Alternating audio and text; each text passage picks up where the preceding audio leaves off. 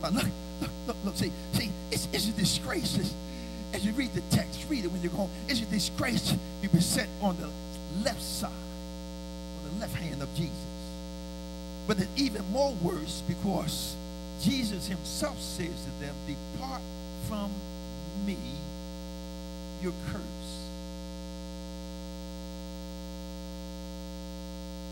All those years I put in this church, and Jesus saying, you curse. All the weeks I've been singing on the choir, and Jesus says, you curse. All those times I ushered on the usher board and greeted on the floor, and done my security work, and done my deaconship, and done my ministry, and he winds up and said, you curse.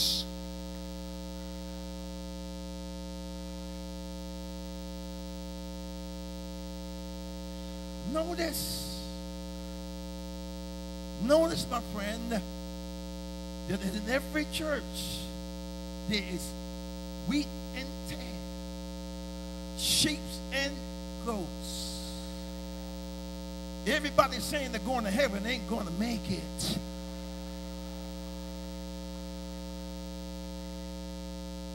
Because we're going to be judged by the bottom line.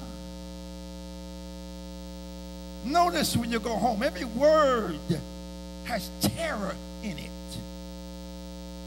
It is the hell of hell to depart from Jesus.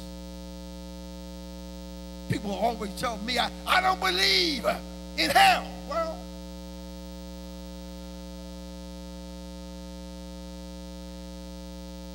because you don't believe it, don't make it not real.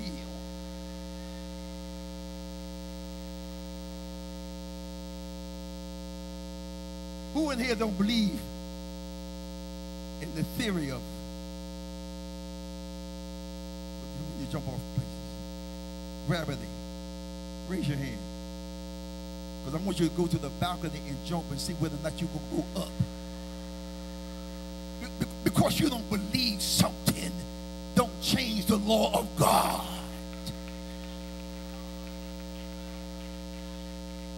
If God says there's a hell, you can rest assured there is one. And every one of these things talking about depart from Christ. Can you imagine a life where Christ is not present?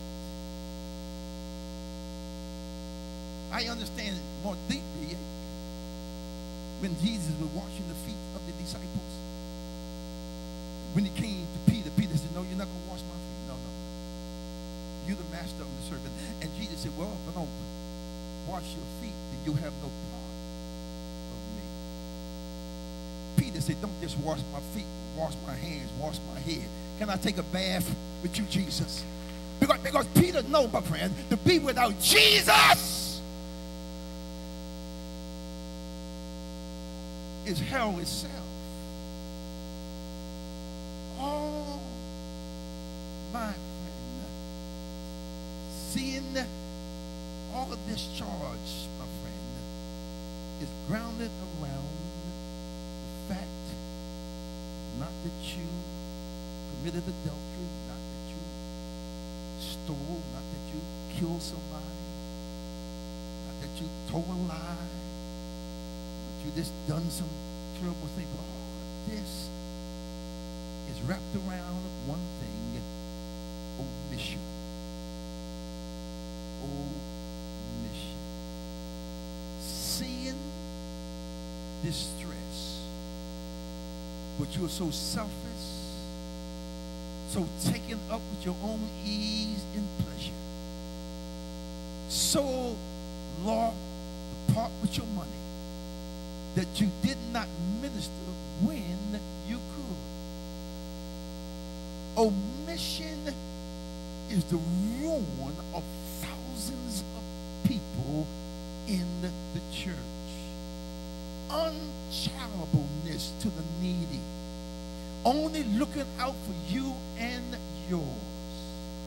Blind and numb to the needs of others. God, my friend, we better get this straight if you don't get nothing up straight. God is not so much moved with much of the stuff we do. He do love our hymns, but he's not so much moved with the hymn singing and the praying of prayers and the doing of the church work and the ushering and the deacon and the security and the greeting and showing off our gifts. Don't misunderstand me. Nothing is wrong with all of this. But those are not the main thing. Hallelujah.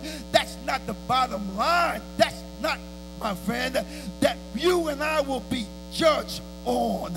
We're not going to be judged whether or not we made choir rehearsal.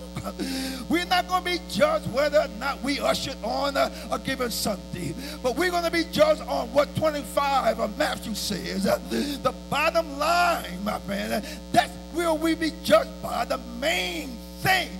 So you and I, my friend, if you have not made up your mind, you need to make mine up now. Make the main thing the main thing and fulfill Matthew 25.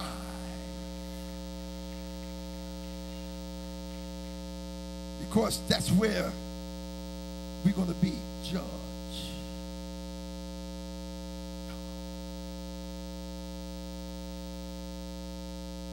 Could you imagine what the church would be like if everybody was sensitive to another person's hurt? That's all it takes. But not just sensitive to the church members, but sensitive to people. We could win the world. People of the world don't think that we are concerned about them. But if you show love and compassion and kindness to people, my friend, for no reason but the fact that you love Jesus, you can win this world for Jesus Christ.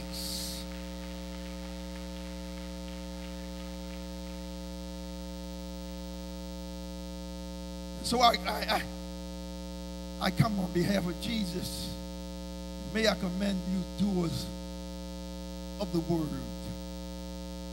May I commend you, compassionate doers. May I commend you, you who sees and feels and then do.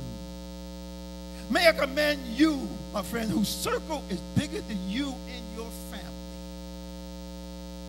May I commend you, you who understand the bottom line of Christianity.